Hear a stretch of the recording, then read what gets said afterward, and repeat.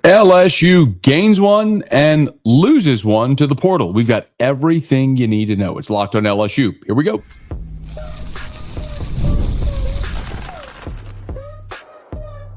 You are Locked on LSU, your daily podcast on the LSU Tigers. Part of the Locked On Podcast Network, your team every day. Okay, let's get it. It is Locked on LSU, your team every day. I'm your host, Matt Moscona. Thanks so much for making us your first listen. We are free, available wherever you get podcasts, of course, on YouTube as well. So please subscribe. As always, one of the fastest ways to help us grow is by leaving your comments below. So thank you sincerely for that. The LSU football team here on Friday, as the transfer portal window for the spring closed, both gained a prospect and lost a freshman at the same position. We're going to get to that here in this bonus coverage of Locked on LSU. So thank you so much for being here with us. Let's start with the good news, which is Bernard Gooden. So Bernard Gooden committed to LSU. If you're not familiar, Gooden, a transfer from South Florida, who started his career at Wake Forest for 2 years, went to South Florida, redshirted in 2023, played in 2024, 6'1", 280 pounds, originally out of Montgomery, Alabama. He is an LSU Tiger now. Gooden was the highest rated available transfer. Now, according to 24/7 Sports, Gooden was the number 49 overall transfer in the country in this class. So a top 50 overall transfer, but the number 4 defensive tackle and the top available portal transfer at that position. It's one of the things we've talked about kind of at length, is the fact that LSU was not necessarily looking to add bodies. They were looking to add impact players. As a matter of fact, when Brian Kelly met with reporters at the end of spring, this is exactly what he said about this team's approach to the spring portal window. Yeah, I mean, I like our roster right now. It wouldn't surprise me if we didn't have anybody in the portal on either side, either leaving our program or adding. I would be, if you ask me right now, I would be happy to take this roster right into May, and on both sides of it. Maybe that's fool's gold. Maybe that's wishing more than anything else. But I like what we've done with this roster. I like the development of it. Not all of that is in my control, obviously, but I can tell you we're not like actively saying we got to have this, we got to have that. We feel good about our roster. If something shows itself that is an incredible opportunity, we're certainly going to investigate any time that we can help our football team. And so we're always going to be looking to help our team, but it's not like it was obviously in January. We're not going to be actively saying we're looking for this, we're looking for that. If something presents itself that's an incredible opportunity, always look for a way to make the team better. And that's what LSU did. Listen, in January, as Brian Kelly alluded, LSU added 16 transfers in January. You had to. You had a pile of cash you were looking to spend post Bryce Underwood, post Jakeem Stewart, post Cade Phillips. We've been over this a million times. For everybody that's an everydayer, shout out to you. You've heard me talk about this at length, but LSU had a windfall of cash at the right time, and they decided we're going ham in the portal. We're taking all this excess money we have, and we're going to spend in the portal and build a top-tier roster. It's what Ohio State did a year ago. It's what Ole Miss did a year ago. It netted Ohio State a national championship. For Ole Miss, they had an incredibly talented team, as evidenced by the draft that just came to a close. But Lane Kiffin wet the bed against LSU. He wet the bed against Kentucky, wet the bed against Florida. They should have been an undefeated team. They had no business losing any of those games.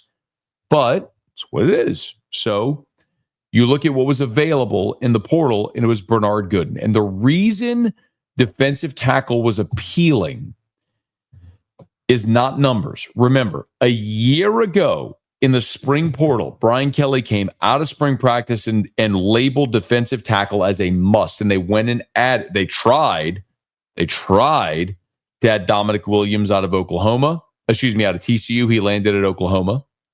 They tried to add Simeon Barrow out of Michigan State. He ended up in Miami because, as Brian Kelly said at the time, we're not in the business of buying players. Those were players that wanted big NIL paydays. LSU wasn't going to pay it, to their own detriment. They landed JVR Suggs out of Grand Valley State, who became a really good situational interior pass rusher, but that was the extent of what Suggs was. And certainly this is a team that could have used Dominic Williams or Simeon Barrow, but ultimately, that's how it kind of went. So now, that was the point a year ago where they had to add bodies at defensive tackle. Now, they didn't have to add bodies. At this point, what they needed to add was impact players if the right guy came along. And Bernard Gooden ultimately proved to be one of those impact guys. 6'1", 280 pounds, interior defensive lineman. And when you look at his Pro Football Focus grades, and I know I say it all the time, it's a metric, it's not the metric. His overall defensive grade was an 81.7. His run defense grade was an 87.2. That's an interior run stuffing defensive lineman. And I'll remind you again, this is also a guy that is joining a defensive line unit that has numbers. What they don't have necessarily is experience. Remember, Jacobian Guillory, 5 starts, the most experienced interior defensive lineman LSU has. This is a guy in Gooden that had 11 starts last year, more than double the starts last year that Jacobian Guillory's had in 5 years at LSU. You've added Sadir Mitchell, but he's had 50 snaps at the University of Texas. You've got a lot of really talented young guys. Ahmad Bro and Don McKinley going into their sophomore years, and you added 4 true freshman defensive tackles. That number's down to 3, which we'll get to here in just a quick second. But, I just rattled off the defensive line numbers for you. The highest rated defensive grade, remember, I just told you Gooden was an 81 overall. The highest graded defensive lineman LSU had a year ago was JVR Suggs at a 75. And he only played 133 snaps. For context, Don McKinley was the second highest graded at 69.3 with 146 snaps. If you're looking at your regulars, like Gio Paez, for example, who played 424 snaps, graded a 64. So you're talking about a guy in Gooden who graded 20 points higher than your highest rated defensive tackle. So it's a dramatic upgrade at that position where you didn't necessarily have. You've got numbers and you've got talent and young talent. What you don't have is experienced players with skins on the wall. That changes with adding Bernard Gooden from South Florida. Started his career at Wake Forest for 2 years, went to South Florida, played in just 2 games in 2023 because of transfer rules, and then in 2024 had a really nice season there for the Bulls at South Florida, and he'll finish up his college career in Baton Rouge, fortifying that LSU defensive front. Now, as a result of adding Gooden, that also means that LSU now apparently has lost one of its talented young defenders. We'll tell you that story as we continue. Locked on LSU, your team every day. The NBA playoffs are here and way to get in on the action. Right now, when you join FanDuel and place your first $5 bet, you get $250 in bonus bets if your bet wins. I love how FanDuel makes betting so easy, whether it's picking my favorite team, diving into player props, from three-pointers to steals to assists. FanDuel has so many ways to bet your favorite player props. Plus, after your game tips off, You can even combine live prop bets into a same-game parlay for a chance to win big. So don't miss out. Head to FanDuel.com and claim your $250 in bonus bets today. That's at FanDuel.com. Today's show is also brought to you by Gametime. You know, there's nothing like the atmosphere of an NBA playoff game. Every bucket, every defensive stop, every moment, it feels huge. It's electric in the arena. And with Gametime, you can be part of it without the stress of last-minute ticket hunting. Gametime makes it fast and easy to get playoff tickets, even when demand is sky high. Prices on the app actually go down as tip-off gets closer, and their last-minute deals can save you up to 60%. My favorite feature is the all-in pricing. No surprise fees at checkout. What you see is what you pay, and you can save up to 60% by buying last minute for sports, concerts, comedy, theater. Take the guesswork out of buying tickets with Gametime. Download the Gametime app, create an account, use the code LOCKEDONCollege for $20 off your first purchase. Terms apply. Again, create an account, redeem with the code LOCKEDONCOLLEGE for $20 off. Download Gametime today. Last minute tickets, lowest prices guaranteed. So LSU adds Bernard Gooden, a defensive tackle transfer from South Florida.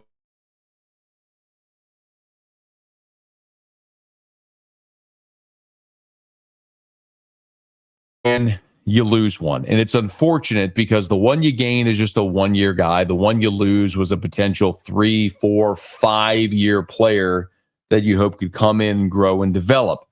But Dilan Battler now has entered the transfer portal, and I can't say that's a tremendous surprise. Let's go back to signing day in December.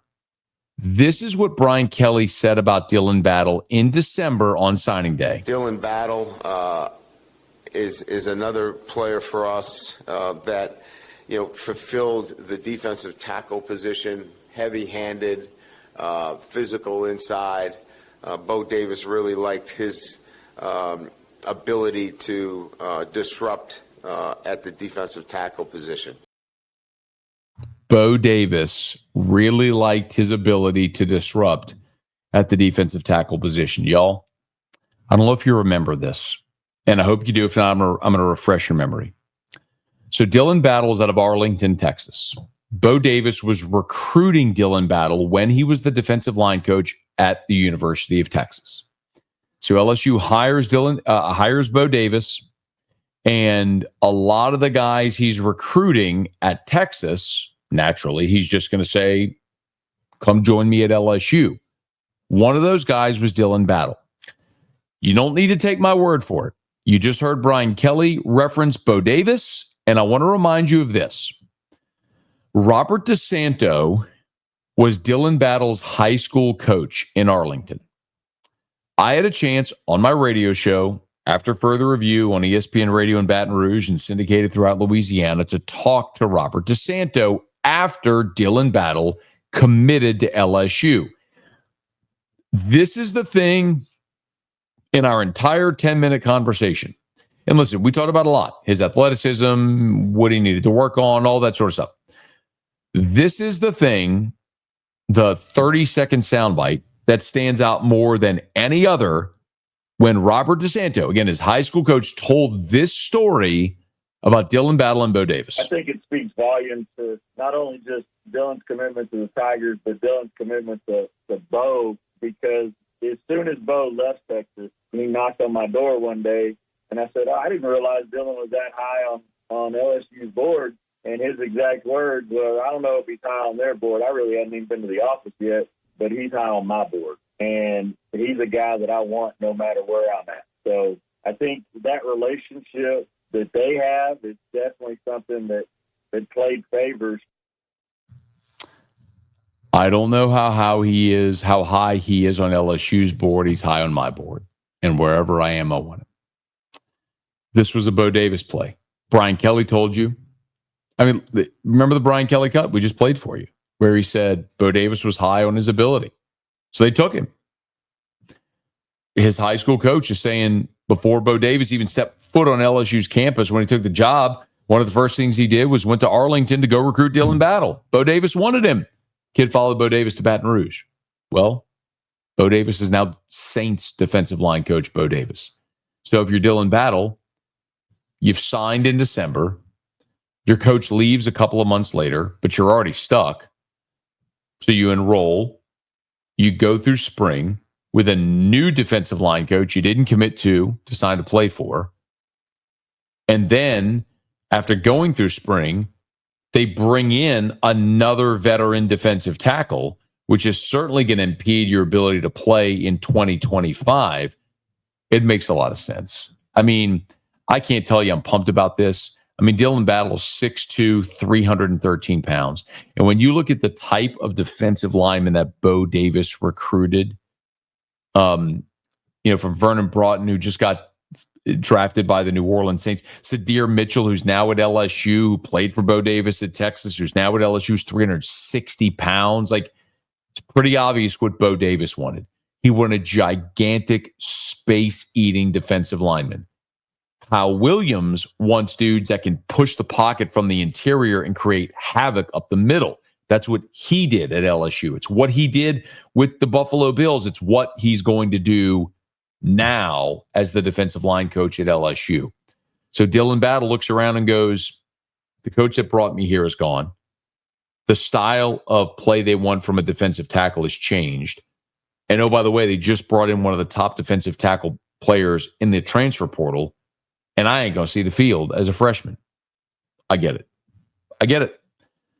It's one of those things where you can say, man, these guys sign with LSU, and before they take a snap, they're in the transfer portal, and you can hem and haw and not like that. I'd flip it and say, what about Bo Davis? You just heard the kid's high school coach. Bo Davis leads Texas, comes to LSU, recruits Dilan Battler. Kid signs in December. Less than a month later, Bo Davis is taking a different job. Kid signed to play for Bo Davis. And now he's gone. Why can Bo Davis leave, but Dilan Battler can't? That's where I always come to. I know there's a lot of people that criticize the young people that hit the transfer portal. That's always the thing I come back to. Why is it okay for the adults to leave? When the adults actually have a contract, the adults leave, but we get upset when the young people leave? Nah, man. Wish him luck. Don't know what the future holds for Dilan Battler, but the thing he signed up for ain't the thing he got. So wherever he goes, wish him luck. It's good news for LSU. It's bad news. The good news, you land at Bernard Gooden. That's going to make you better in 2025. The bad news, Dilan Battler is going to go play somewhere else, and that's a guy that you're really hopeful would have a huge ceiling at LSU under Bo Davis. Well, Bo Davis is gone now, so is Dilan Battler. And so are we. That's going to do it for us here on this bonus coverage of Locked on LSU. Hey, thanks so much for making us your first listen every single day. If you're listening on podcast, please subscribe on your favorite podcast app. Rate us, leave a review. If you're on YouTube, smash the like button, subscribe to the channel, hit the bell so you're notified whenever we post a new video. Let a friend know if they love the Tigers. We got you every single day for Locked on LSU, your team every day.